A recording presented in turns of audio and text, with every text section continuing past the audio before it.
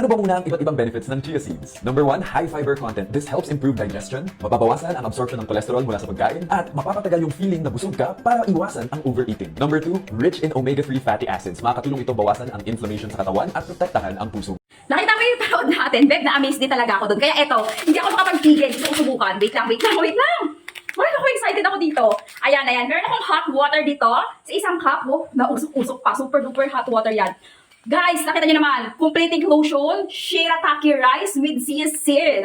Maglalagay ako ng small amount. Kaya kung nakikita nyo ha, may mga black something na nakikita nyo na yan. Shirataki yan. Pakita ko sa inyo sa malapitan. Wait lang. Lagyan mo. Wait lang.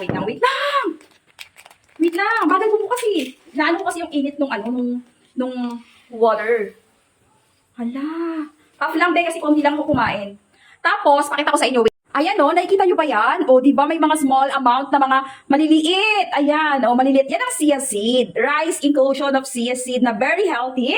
At needed na rin yan. Tatakpan ko to, Beb, ha, para maluto. Ayan, ganyan lang siya nilutuin. Mamaya, i-update ko kayo. Ganyan ang itsura. Okay. I-update ko kayo pag luto na, kakain na ako, okay?